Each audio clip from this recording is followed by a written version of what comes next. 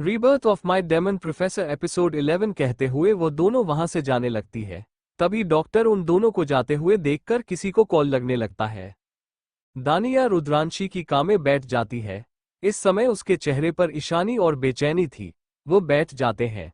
तभी उसका mobile vibrate होने लगता है।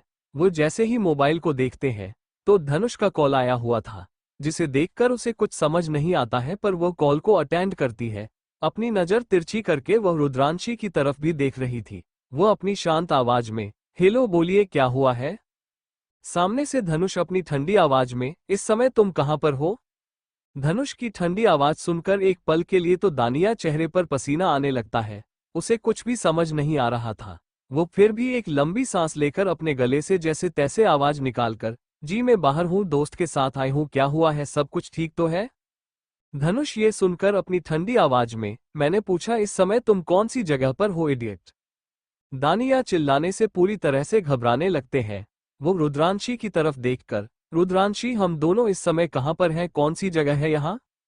रुद्रांशी यह सुनकर चारों तरफ देखकर गहरी सांस लेकर, हम दोनों अंधेरी के लोखंड वाले में हैं। वहां से हम हाईवे क्रॉस करके 5 मिनट के बाद, कहते हुए वह वैसे ही शांति से ड्राइविंग करने लगते हैं। और वही जो मोबाइल पर धनुष था दूसरे साइड, वह ये सब सुन रहा था। वह गहरी सांस लेकर अपने शांत आवाज में, का विंडो बंद करना और कहीं पर भी कार रोकने की कोशिश मत करना, कहीं पर भी हो, कोई भी जरूरत नहीं है रोकना का, कहकर वो कॉल को कट कर देता है। और वही उसकी बातों को सुनकर वो हैरान हो गई थी। तभी रुद्रांशी ही उसके तरफ अपनी तिरछी नजरों से देखते हुए, क्या हुआ, तुम्हारे चेहरे पर इतनी ज्यादा परेशानी क्यों? और किसका कॉल था जो तुम्हारे चेहरे पर इतना ज्यादा परेशानी आने लगी है? सब कुछ ठीक है?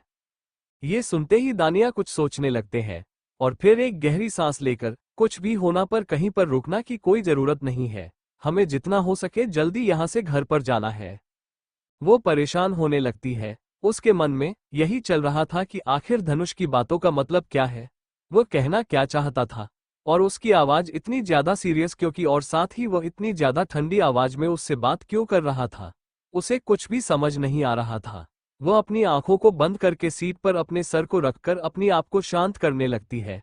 वही रुद्राक्ष ड्राइविंग कर रही थी। तभी वो नोटिस करती है, ब्लैक कलर की बहुत सारी कार उन दोनों के पीछे पीछे आ रही है।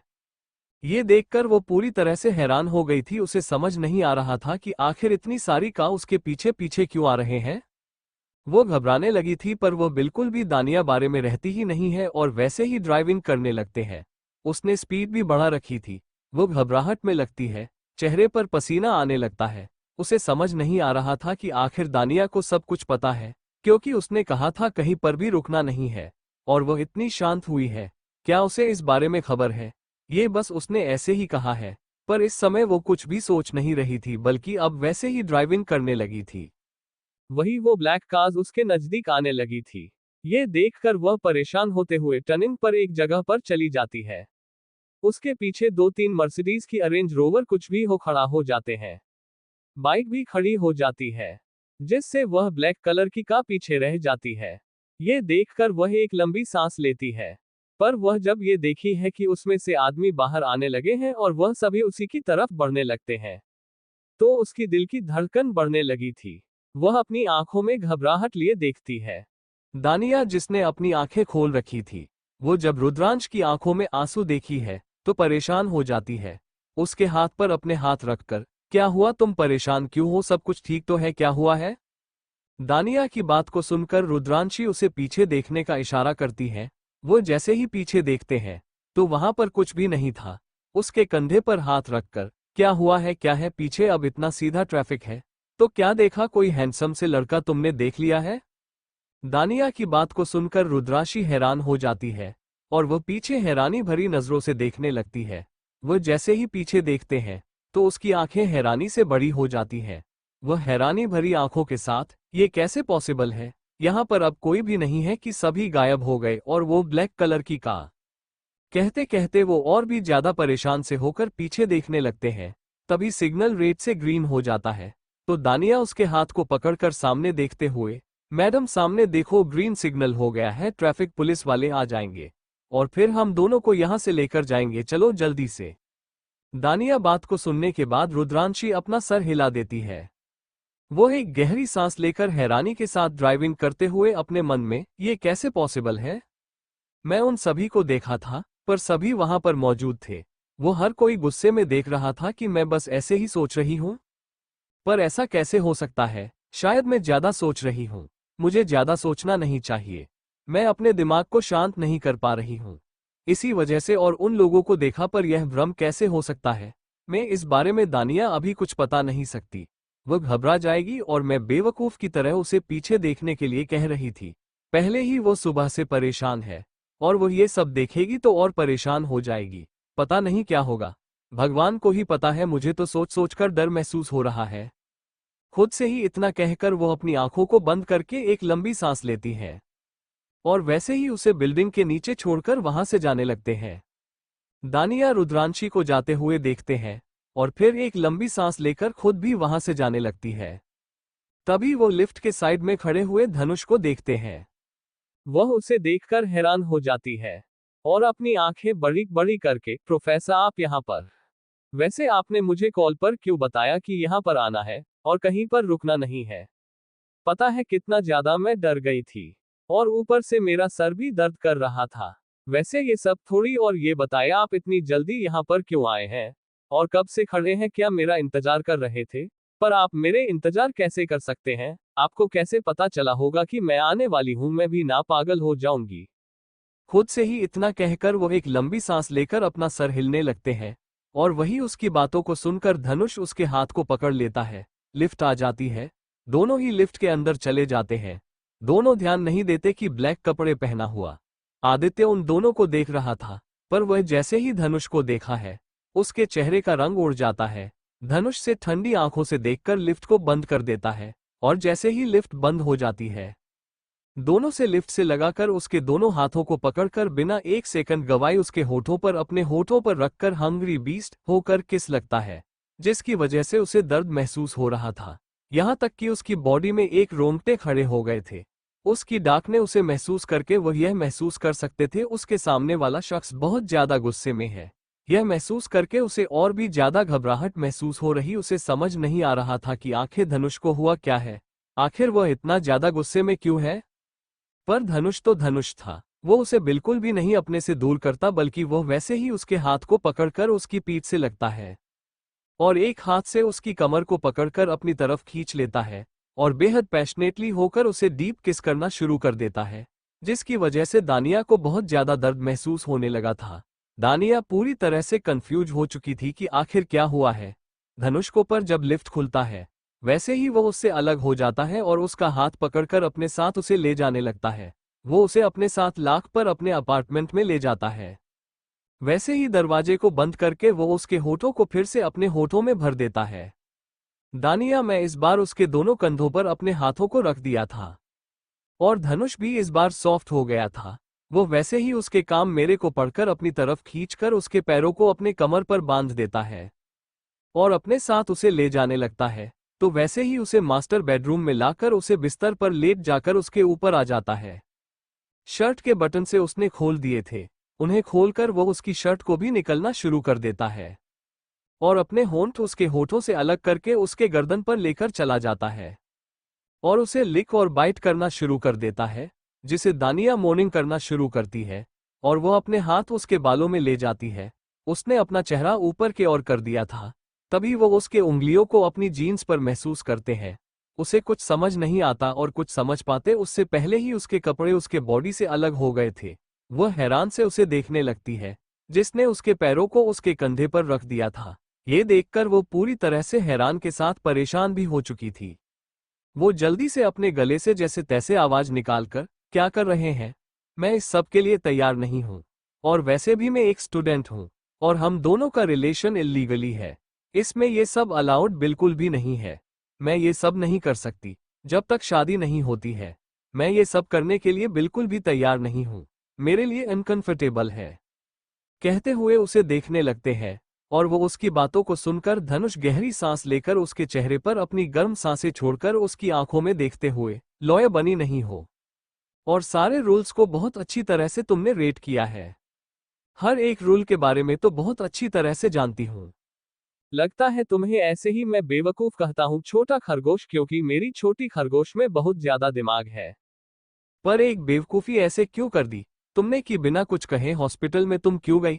तुम्हें पता है वहां पर जाकर तुमने कितनी बड़ी गलती कर दी? उसे अस्पताल में जाना मतलब तुम्हारे लिए कितना प्रॉब्लम वाला था? तुम्हें पता है इससे तुम्हारे ऊपर क्या होने वाला था? कोई भी आइडिया है तुम्हें? ये सिर्फ बेवकूफी की तरह अपने इमोशंस को कंट्रोल न करके वहां पर चली गई, और साथ में अपने दोस्त की भी जान को तुमने बहुत बड़ी मुश्किल में डाल दिया। दानिया उसकी बात को सुनकर उसे देखती है, जो उसके सीने पर अपना कर रखे हुए था। वह कुछ भी समझ नहीं पाती है। वह उसके बालों को पकड़कर उसके चेहरे को अपनी तरफ करते हुए, क्या मतलब है? और मैंने क्या किया? मैंने कौन सी मुसीबत में डाल दिया? और तुम्हें कैसे पता चला कि मैं हॉस्पिटल में गई थी? और कौन से अस्पताल में थी? तुम्हें कुछ पता है? और ऐसे बिना कैसे मुझे ऐसे बोल सकते हो? मैंने जान को खतरे में नहीं डाला था। धनुष ये सुनकर वैसे ही उसके लिए आंखों में देखकर अपनी गहरी आवाज में, तुमने अगर उसकी जान खतरे में नहीं डाली थी तो सिग्नल पर क्या हुआ था? तुम्हें कुछ पता भी है? सोचो फिर मुझे बताओ। कहकर धनुष फिर से अपना सर उसके सीने पर रख देता है। और वही उसकी बातों को सुनकर दानिया हैरान हो चुकी थी। उसे कुछ भी समझ नहीं आ रहा था। वह हैरानी भरी नजरों के साथ उसे देखते हैं। जिसे अपना सर उसके सीने पर रखा हुआ था, वह अपनी आंखों को बंद करती है। तभी उसे रुद्रांशी की वह आंखों में आंसू थे, वह याद आ जाते हैं। उसके आंखों के आंसू और साथ में उसका कहना कि पीछे देखो। उसने उसे सच नहीं बताया क्या? उसने जब देखा था, वह आदमी गायब हो गई थी या कुछ और? वह हैरानी से अपनी आंखों को बड़ी बड़ी करके उसे देखकर अपने गले से आवाज निकलकर, पर तुम्हें इस बारे में कैसे पता? कोई खबर कैसे? मतलब तुम पहले से ही यह सब जानते थे, इसी वजह से तुमने ये सब कहा था? क्या तुम्हें पता था पर केस? धनुष सुनकर वैसे ही अपना चेहरा उसके सीने में छुपाते हुए, ये तो तुम्हें पता होना चाहिए। बिना सोचे समझे ऐसी जगह पर जा रही हूं जहां मुश्किल है, वैसे लोगों के पास जा रही हूं जो पहले ही मुसीबत में है। इमोशंस को कंट्रोल करके अगर थोड़े से भी अपने दिमाग का इस्तेमाल किया होता है तो तुम वहां पर बिल्कुल भी ऐसे नहीं जाती। तुम्हें क्या लगता है आसान है वहां पर जाना? 2 स्टूडेंट्स की जान गई, वो सीनियर पहले ही लॉयर बन चुके थे, वह भी प्रेशर उनकी मौत होना, और उसी दिन तुम जाना वहां पर उनसे मिलने।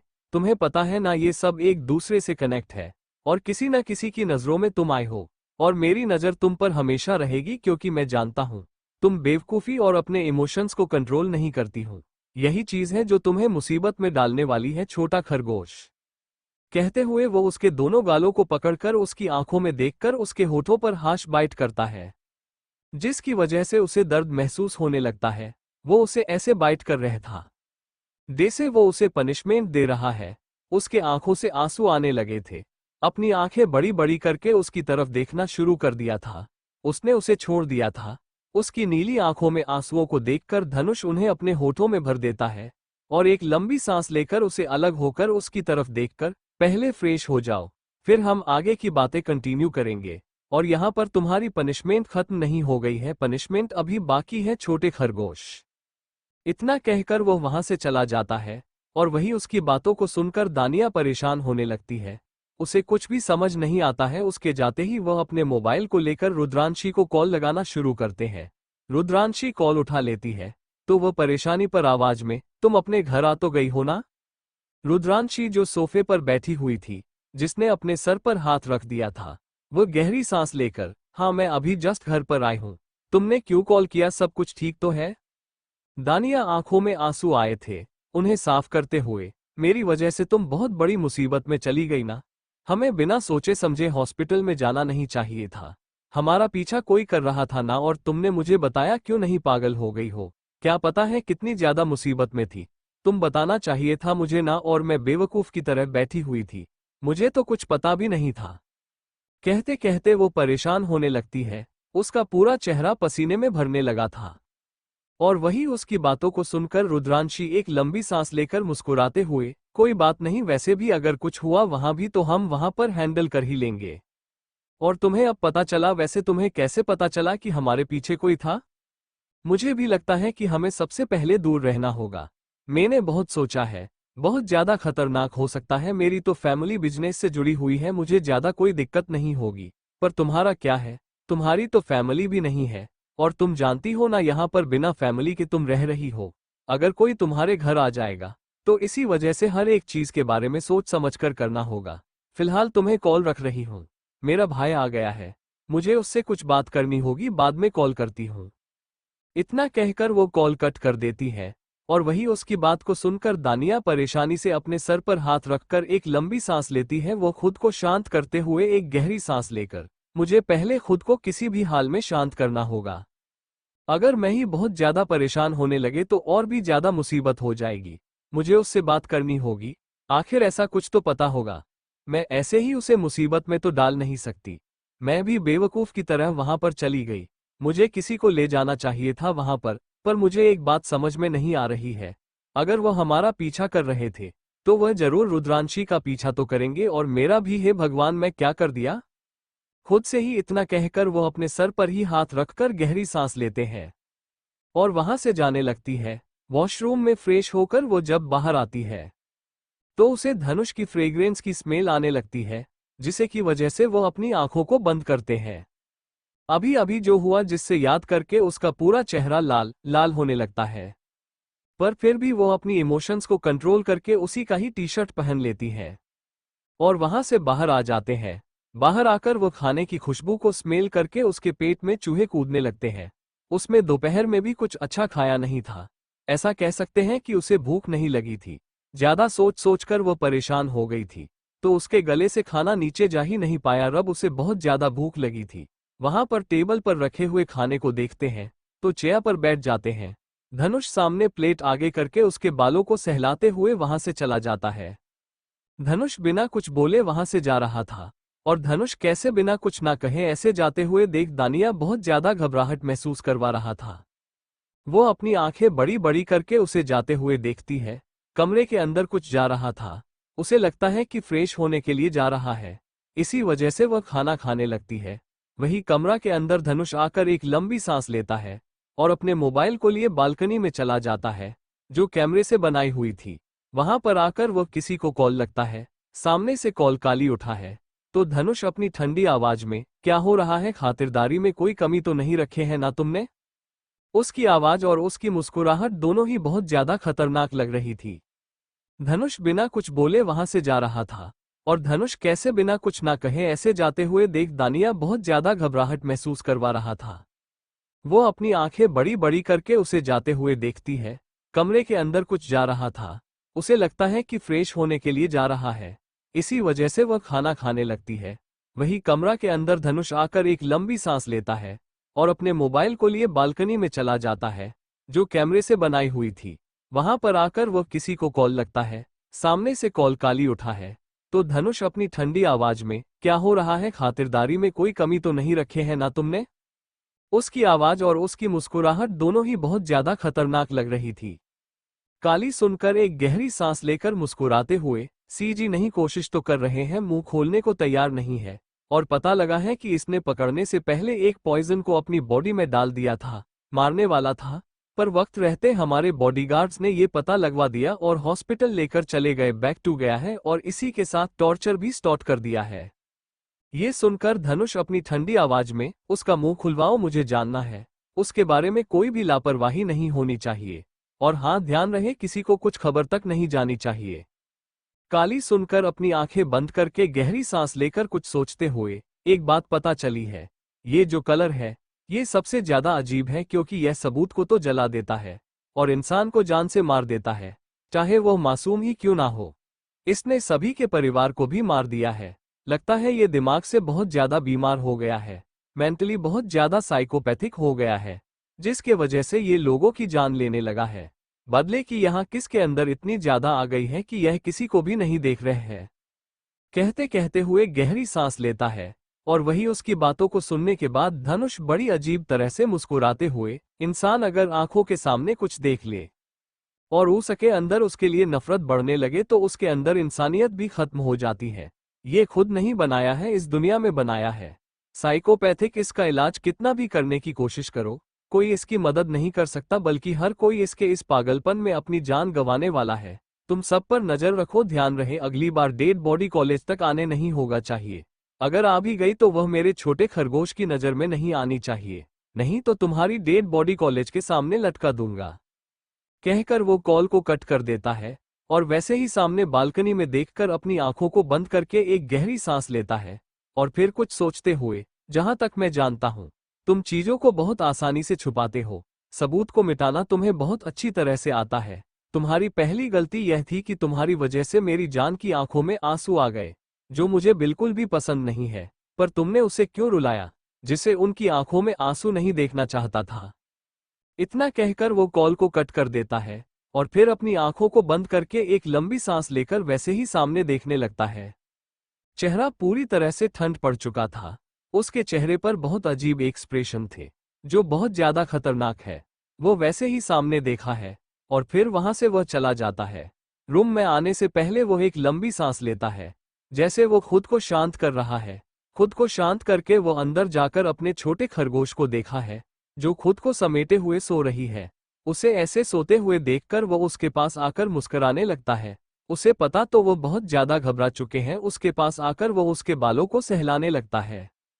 धनुष वैसे ही उसके बालों को सहलाकर उसके साइड में लेटकर उसे अपने ऊपर लेट आते हुए उसके बालों को उसके चेहरे के पीछे करके खुद से ही, बिना ये सोच है कि आगे क्या होगा, तुम ऐसे ही चले जाती हो। मौत को अपने नजदीक लाने के लिए तुम कुछ भी कर सकती हो। लॉयर बना तुमने डिसाइड तो कर लिया है, पर तुम्हें यह दिमाग कभी नहीं आएगा कि फ्यूचर में लोग कितने ज्यादा बुरे हो सकते हैं। तुम्हारे लिए जो इंसान होकर भी जानवर बन जाए, उनके सामने तुम्हें खड़ा होना है। और तुम हो जो इतनी प्यारी और मासूमियत में खो चुकी हो कि तुम्हारे पास दिमाग ही नहीं है चलाने के लिए। तुम्हारे ये प्रोफेशन बहुत जल्दी ही बंद होने वाला है। मैं बिल्कुल भी तुम्हें मुसीबत में नहीं देख सकता। बहुत कुछ बदलने वाला है तुम्हारी जिंदगी में। इतना कहकर वो अपनी आंखों को बंद करके गहरी सांस लेता है और फिर उसे वैसे ही अपनी बाहों में भरकर आज के बारे में याद करने लगता है, जब उसे पता चला था कि दानिया उसे अस्पताल में गए हैं, जहां पर खतरा है उसके लिए। तब लगभग उसका दिल पूरी तरह से घबराने लगा था। धड़कनें तेज हो गई थी और पहली बार उसे ऐसा लग रहा है जैसे वो अकेला होने वाला है। ये फीलिंग उसके लिए बहुत ज्यादा नहीं थी। उसने कभी भी किसी के लिए यह नहीं सोचा था जो वो अपने छोटे खरगोश के लिए सोचता है। उसका चेहरा आप पूरी तरह से पसीने में भर गया था जब उसने उसकी आवाज सुनी थी। तब जाकर उसे सुकून मिला था और उसका ऐसे बिना बताए कहीं पर भी जाना उसे इतना ज्यादा गुस्सा दिला रहा था। वो अपने गुस्से को कंट्रोल नहीं कर पा रहा था। लिफ्ट में भी उसने अपने गुस्से को 80% ही रोक कर रखा था। अगर वो 100% गुस्से में होता तो अब तक बहुत कुछ बदल जाता। शायद उसका छोटा खरगोश उसका चेहरा भी देखना पसंद नहीं करता। ये सब सोचकर वो अपनी आंखों को बंद करके गहरी सांस लेता है और फिर वैसे ही उसके बालों को सहलाकर अपनी आंखों को बंद कर देता है। कुछ देर के बाद उसे भी नींद आ जाती है और वो उसे वैसे ही अपने सीने से लगाए गहरी नींद में चला जाता है। और वहीं दूसरी तरफ अंधेरे से कमरे में एक आदमी अपने सर पर हाथ रखकर गुस्से में यहां वहां अपने हाथों में लोहे के रोड को मारे जा रहा था। सामान टूट चुके थे। कांच के पूरी बोतल से उसने तोड़ दी थी। जैसे वो अपने गुस्से को कंट्रोल कर रहा है, उसने वो पूरा कमरा सत्यानाश कर रखा था। बाहर दो आदमी बैठे हुए थे। वह दोनों ही दूसरे को देखकर गहरी सांस लेते हैं।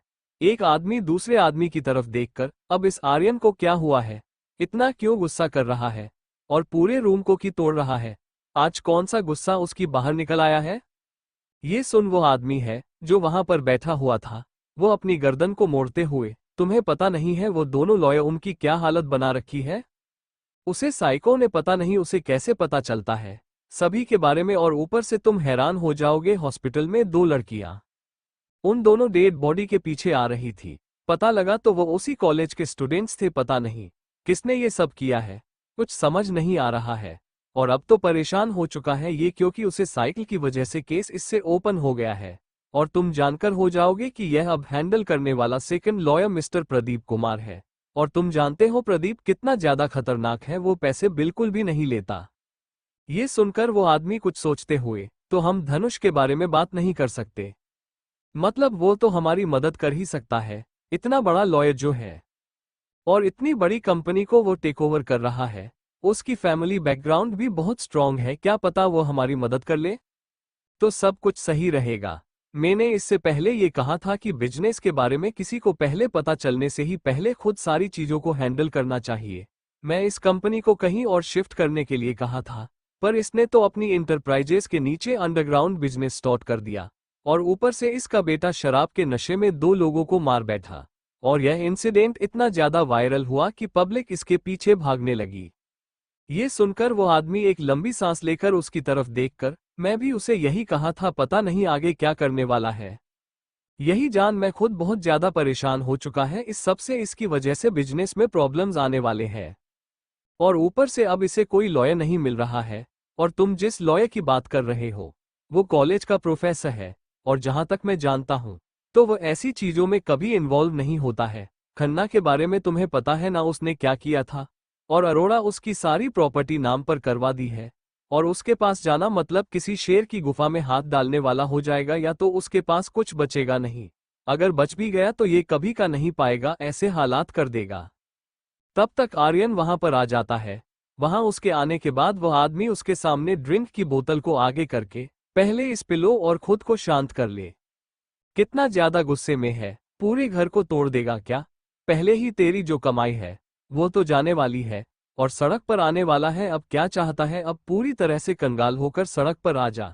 मुझे एक बात समझ में नहीं आ रही है, तुम्हारे पास इतना दिमाग होने के बावजूद भी इतनी बड़ी गलती कैसे कर सकते हो।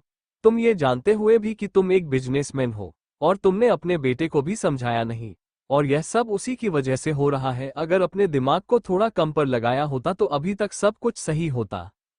आर्यन जब ये सुनता है तो वो उसकी तरफ देखकर अपने गुस्से भरी आवाज में, मुझे यहाँ पर सुनने की जरूरत नहीं है। मैं पहले ही बहुत ज्यादा परेशान हूँ। मुझे और परेशान करने की कोई जरूरत नहीं है। पहले उसे लड़की के बारे में इंफॉर्मेशन निकालकर मैं थक चुका हूँ, और अब तुम यहाँ पर मुझे परेशान करने के लिए बैठे हो। आर्यन की बात को सुनकर वो आदमी उसे गुस्से भरी नजरों से देखकर, तो फिर मैंने तुम्हें पहले कहा था कि जो भी करना है वो सोच समझ कर करना। जिस चीज में इन्वॉल्व हो रहे हो वो पता है तुम्हें कहां कहां तक ले जाएगी। इसके लिए शांत दिमाग चाहिए। तुम्हारा बेटा तो मौत का कारण बन रहा है, बर्बाद कर रहा है। तुम्हें ये पता होने के बावजूद भी तुम्हारा बिजनेस क्या है, फिर भी यह अय्याशी को भुला नहीं पा रहा है। तुमने देखा नहीं कि वहां पर क्या हो रहा है। और जो लड़कियां आई है उसके बारे में इंफॉर्मेशन मैं निकली थी। हॉस्पिटल से मुझे कॉल आया था, पता लगा कि यह वही कॉलेज है जहां पर वो पढ़ती थी। शायद उसे कॉलेज से वो दोनों यहां पर आए थे। कॉलेज से कोई असाइनमेंट मिला होगा, क्योंकि मैं बहुत सारे स्टूडेंट से वहां पर इंफॉर्मेशन निकालने की कोशिश की थी। तब पता चला कि प्रोफेसर धनुष जो वहां पर है उसने असाइनमेंट दी थी तुरंत को, और उनमें से शादी असाइनमेंट होगी जो वो दोनों कंप्लीट करने के लिए आई होगी। इतना ज्यादा परेशान होने की जरूरत नहीं है। पर मुझे एक बात समझ नहीं आ रही है, हमारे आदमी गायब कहां पर हो सकते हैं। मुझे ऐसा लग रहा है यह उसी ने किया होगा। हम दोनों के साथ ये सब किया है।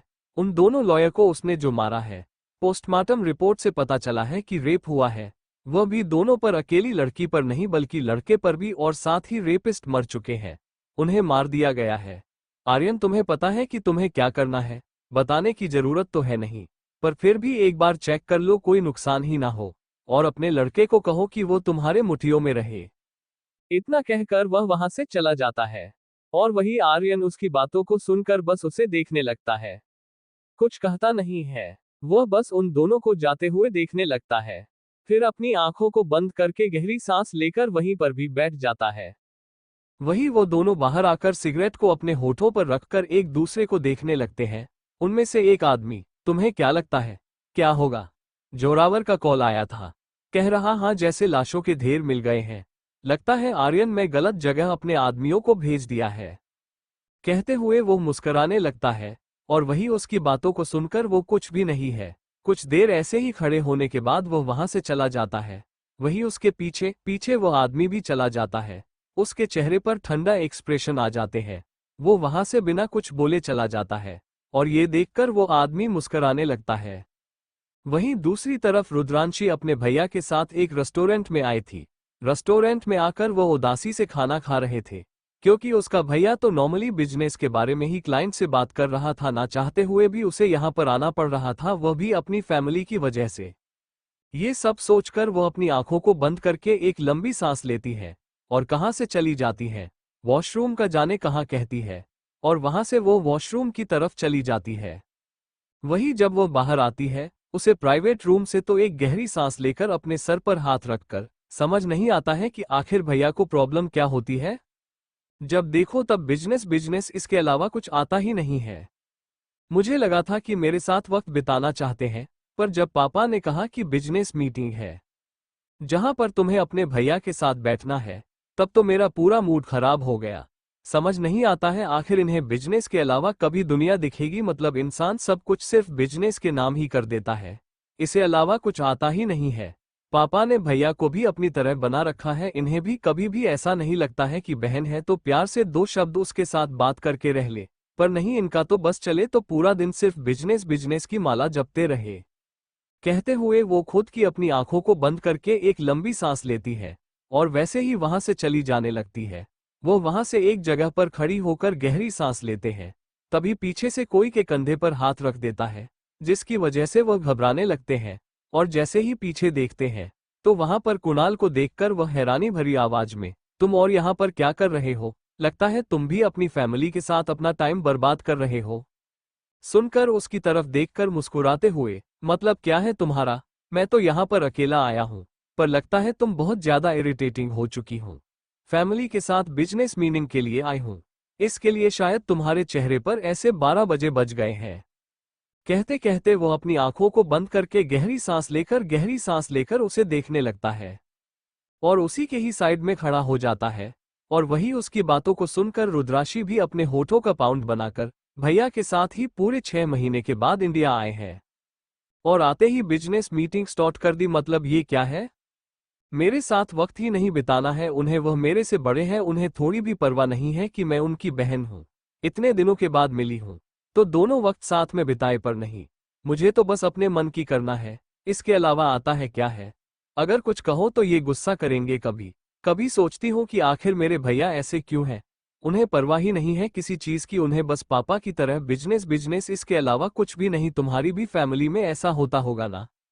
कुणाल ये सुनकर रेलिंग से अपनी पीठ लगाए हुए उसे देखकर मुस्कुराते हुए, हाँ, फैमिली ऐसी है कि पूरा वक्त उनका बिजनेस में चला जाता है। यहाँ तक कि मेरी माँ भी मुझे टाइम नहीं दे पाती है। तुम इसी का अंदाजा लगा सकते हो कि हम सब एक ही घर में रहकर भी एक दूसरे का चेहरा देखे वही काफी है। इतना बड़ा पहले से पर क्या है, ना पापा मम्मी बोलते हैं ना दादाजी दिखाते हैं ना भैया, और वैसे भी धनुष भैया तो हमेशा अपने फार्म हाउस में रहना पसंद करते हैं, वह कभी भी राजवंशी पैलेस में नहीं आते हैं। ये सुनकर वह हैरानी भरी आवाज में, क्या मतलब तुम सभी ऐसा क्यों?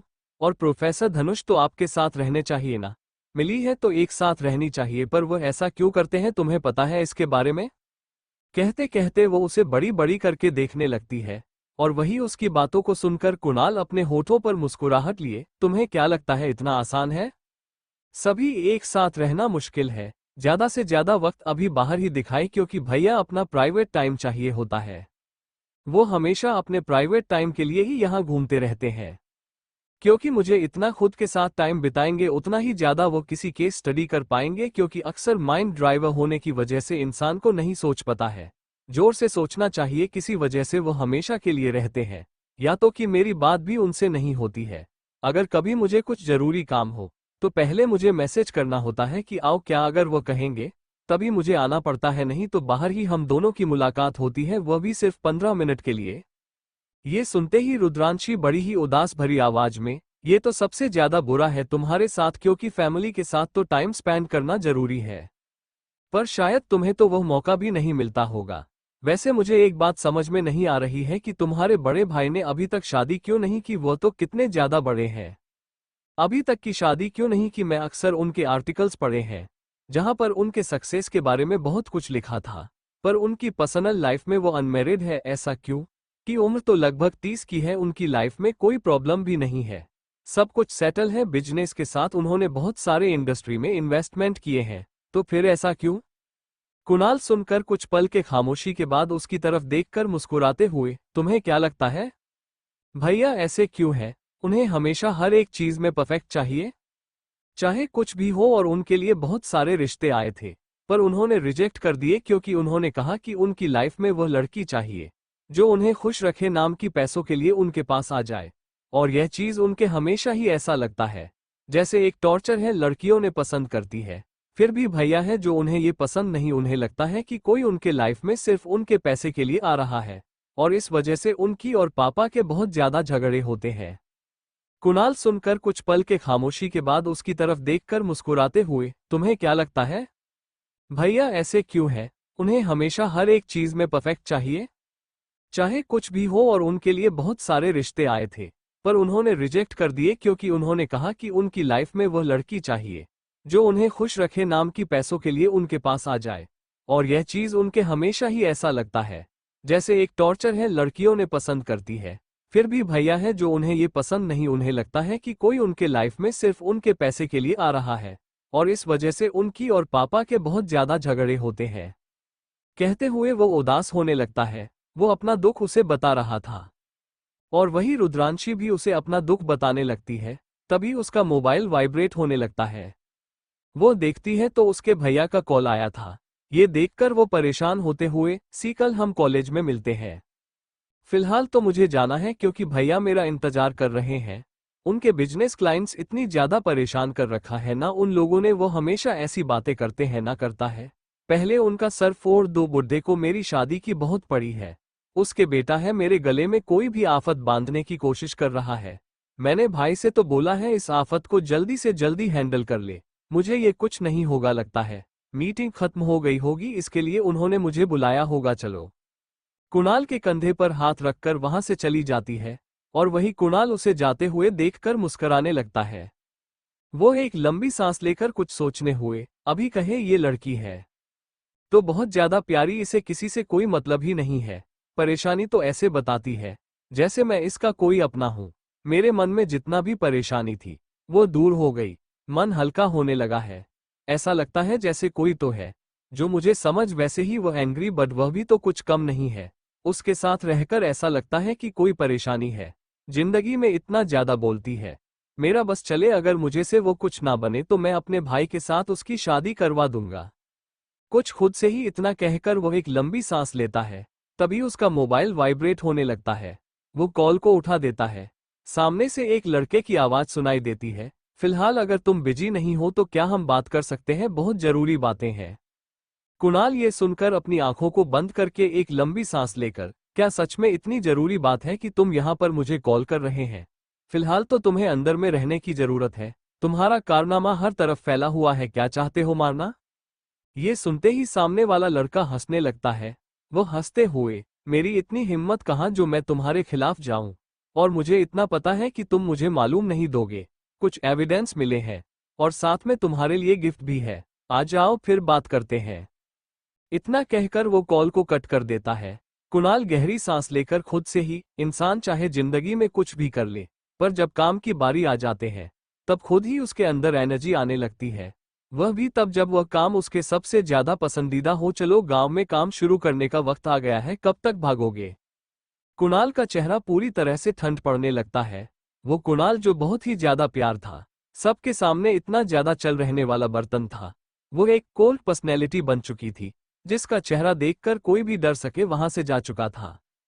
सुबह का वक्त हो जाता है, दानिया आंखें खुलती है, तब खुद को देखने लगती है। उसकी नजर शिवलिंग पर थी। तभी वो अपनी सीने पर कुछ भारी भारी जैसा महसूस कर सकती थी, जिसे महसूस करके वो अपनी आंखों को खोल देती है और नजरें नीचे करके देखते हैं तो वहां पर उसे धनुष मिलता है। वो उसे देखकर अपने आप को शांत करते हैं और अपने मन में ही उसे देखते होंगे, आंखें इतनी ज्यादा प्यारी क्यों लगते हैं, या अपनी आंखें बंद ही रखें, बहुत ही ज्यादा क्यूट लगता है।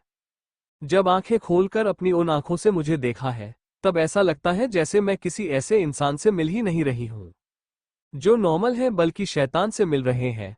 और फिर भी यह मुझे अपनी तरफ अट्रैक्ट करता है। उसकी बातें, उसका ये बिहेवियर से सबसे अलग बनाता है।